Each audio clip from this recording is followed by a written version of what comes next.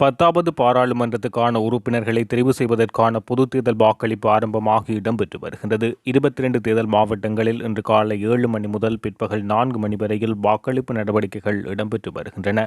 இந்த நிலையில் யாழ்ப்பாணம் மாவட்டத்தில் இன்று காலை 10 மணி வரை நிலவரப்படி 16% வாக்குப்பதிவுகள் இடம்பெற்றுள்ளது என மாவட்ட செயலகம் அறிவித்துள்ளது.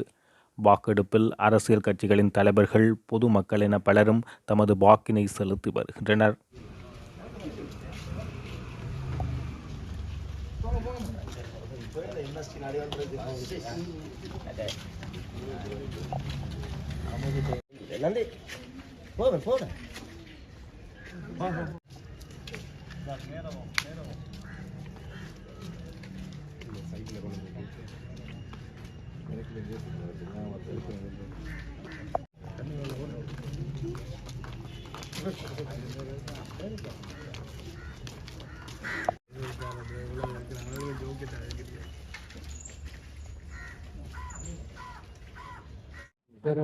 வணக்கம்.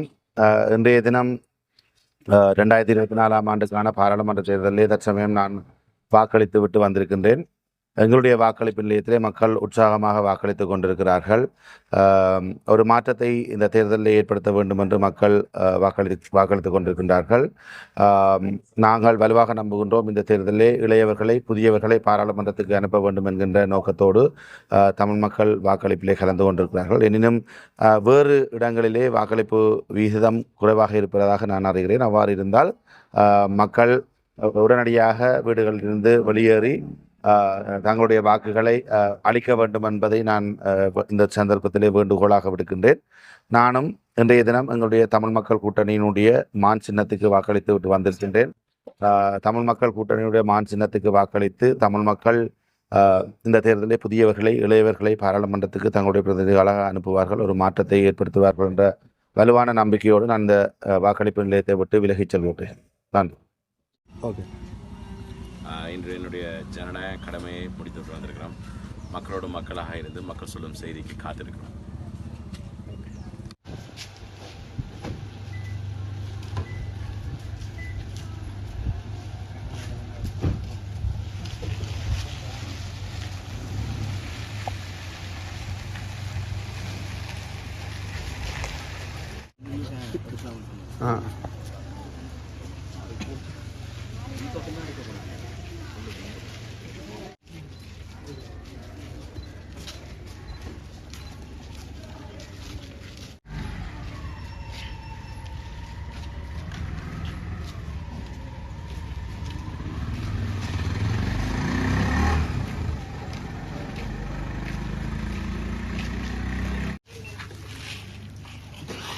ஹலோ.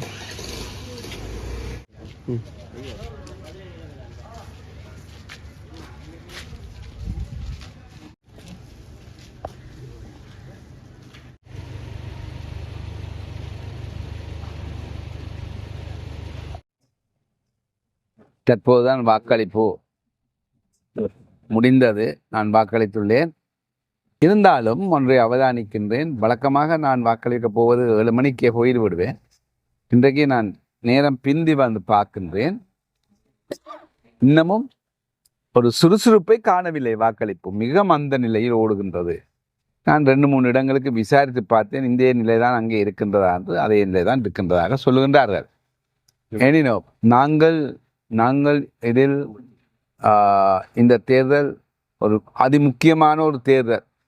மக்களுக்கு ஒன்று நிச்சயமாக நீங்கள் விளங்கிக் கொள்ளுங்கள். யார் எந்த தமிழ் வேட்பாளர் இருக்கின்றாலும் நீங்கள் வெளியிலே வந்து வாக்களியுங்கள். அது மிக மிக முக்கியமானது. தேசியமும் அங்கே மாற்றங்களுக்கெல்லாம் சொல்லி குழப்பி கொண்டிருந்ததால் தான் நீங்கள் குழம்பி இருக்கின்றீர்களோ தெரியவில்லை. ஆனால் வந்து தேசியத்தோடு சம்பந்தப்பட்டிருக்கும் கட்சிகளுக்கு நிச்சயமாக நீங்கள் வாக்களித்து கொஞ்சம் அவர்களை அனுப்ப வேண்டும். நீங்கள் நாடாளுமன்றம் அனுப்பினால்தான் காப்பாற்ற முடியும். ஒரு அளவுக்கென்றாலும் தேசியம் சம்பந்தப்பட்ட விடயங்களும் மக்களின் அதிகார பரவலாக்கல் சம்பந்தப்பட்ட தொடர்ச்சியாக கதைத்து கொண்டிருக்கலாம், வாதாடலாம், பல விடயங்களை செய்யலாம். தயவு செய்து நீங்கள் வெளியிலே வாருங்கள், வந்து வாக்களியுங்கள். விருப்பமானவர்களுக்கு வாக்களியுங்கள். உங்களுக்கு யார் உங்களுக்காக பேசக்கூடிய வல்லமை உள்ளவர்களோ, யார் உங்களுக்காக வேலை செய்வார்களோ அவர்களை நீங்களே அடையாளம் கண்டு அவர்களுக்கு வாக்களியுங்கள். ஆனால் தேசிய கட்சியை பற்றி வாக்களிக்கும் போது, தேசிய கட்சி என்று நான் சொல்லும்போது இலங்கை தேசிய கட்சிக்கு நீங்கள் வாக்களிக்கும் போது 2 தடவை சிந்தியுங்கள். 80 வருடங்களாக நாங்கள் தோற்ற நிலையில் மீண்டும் அவர்களை ஊக்குவிக்கக்கூடாது. தற்போது 23 கட்சிகளும் 21 சுயேட்சையுமாக நிற்கின்றோம். அதுவே ஒரு பெரிய பிளவு, தமிழ் மக்களுக்கிடையில் வந்த பெரும் பிளவு. அந்த பிளவை பெரும்பான்மையின அரசாங்கம் இதை தனக்கு சாதகமாக பயன்படுத்தி கொண்டிருக்கின்றது. அதுவும் இந்த முறை வந்த அரசாங்கத்துக்கு மிகவும் வாசியாக போய்விட்டது. யாழ்ப்பாணத்தில் வந்து ஒன்று சொல்லலாம், கொழும்பில் வைத்து ஒன்று செய்யலாம் என்ற நிலப்பாடு தற்போதே தொடங்கிவிட்டது. எனவே மக்களே, தயவு செய்து வெளியிலே வாருங்கள், வந்து மக்கள் வாக்களிக்க வேண்டும் என்று தாழ்மையாக கேட்டுக்கொள்கிறேன்.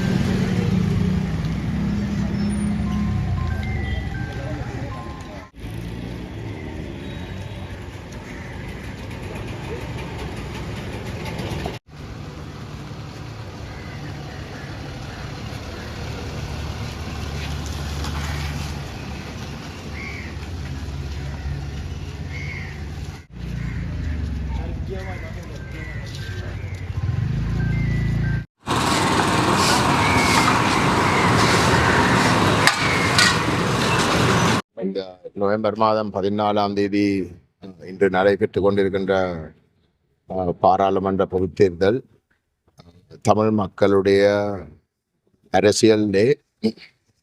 2009ஆம் ஆண்டு மே மாதம் 18ஆம் தேதி பிற்பாடு ஒரு மிகப்பெரிய ஒரு திருப்புமுனையாக அமையும் என்ற ஒரு நம்பிக்கை நம்மிடம் இருக்கின்றது. நம்முடைய மக்கள் ஒரு இனாளிப்புக்கு உள்ளாக்கப்பட்டிருந்தும் கூட தங்களுடைய உரிமை லட்சியத்திலே மிக உறுதியாக இருந்திருக்கிறோம். இந்த போராட்டம் கடைசி கட்டங்களிலே கொள்கையை கைவிட்டு தங்களுடைய உயிர்களை பாதுகாக்கக்கூடிய ஒரு சூழல் இருந்தும் அந்த கொள்கைக்கு கொடுத்த முக்கியத்துவத்தை காரணத்தின் நிமித்தம் ஒரு இனப்படுகொலைக்கு உள்ளாக்கப்பட்டிருந்தது. அதுக்கு பிற்பாடு நம்முடைய மக்கள் தொடர்ச்சியாக நடைபெற்ற ஒவ்வொரு தேர்தலையும் ஒரு கொள்கைக்காக, ஒரு லட்சியத்துக்காக, தமிழ் தேசத்துடைய இருப்புக்காகவும் அங்கீகாரத்துக்காகவும் எந்த விதமான விட்டு கொடுப்பும் இல்லாமல் ஆணையை வழங்கி வந்திருக்கிறோம். துரதிர்ஷ்டவசமாக இந்த 15 வருஷத்திலே மக்கள் நம்பி அந்த ஆணையை வழங்கின தரப்புகள் அந்த ஆணைக்கு விசுவாசமாக நடந்து கொள்ளாமல் இருந்த ஒரு ஏமாற்றம் இந்த முறைமை இந்த தேர்தலிலே மிகப்பெரிய அளவிலே வழிகாட்டும் என்ற ஒரு நம்பிக்கை நம்மிடம் இருக்கின்றது. அந்த வகையிலே தமிழ் தேசிய மக்கள் முன்னணிக்கு ஒரு நேர்மையான அரசியலை செய்து நம்முடைய மக்களுடைய நம்பிக்கையை நாங்கள் இந்த 15 வருஷத்திலே பெற்றிருக்கின்ற இந்த சூழலிலே அந்த நம்பிக்கை உடைய பிரதிபலிப்பு இந்த தேர்தலில் காட்டும் என்ற நம்பிக்கை நம்மிடம் இருக்கின்றது. நம்முடைய உறுப்பினர்கள் 8 மாவட்டங்களிலும் 5 தேர்தல் மாவட்டங்களிலும் போட்டு வருகின்றார்கள். அவர்களுக்கு நம்முடைய முழுமையான வாழ்த்துக்களை தெரிவித்து, அத்தோடு நம்முடைய மக்களுக்கு நாங்கள் எந்த விதத்திலையும் நம்முடைய மக்களுடைய எதிர்பார்ப்புக்கு முரணாக செயல்படாமல் அதே நேரம் இவர்களுடைய எதிர்பார்ப்புக்கு முழுமையாக பூர்த்தி செய்யக்கூடிய வகையிலே நமக்கு அந்த ஆணையை வழங்கினா இருந்தால் நாங்கள் செயல்படுவோம் என்ற வாக்குறுதியை நாங்கள் இந்த இடத்துல வந்து தர விரும்புகிறோம்.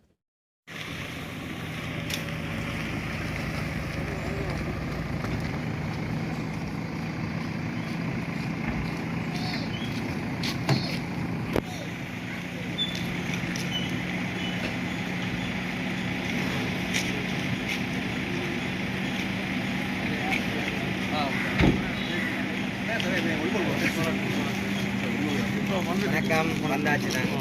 சரியா 9:30க்கு வந்துட்டீங்க. அதான்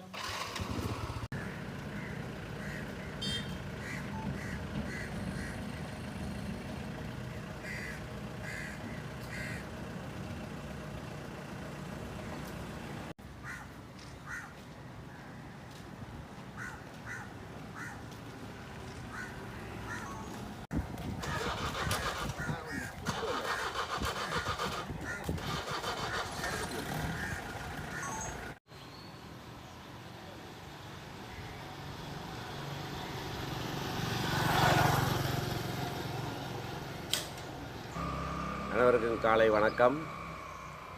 2024 பொது தேர்தல் இப்பொழுது அதிகாலையிலே குடத்தனை பாடசாலையிலே என்னுடைய வாக்கை அளித்திருக்கிறேன்.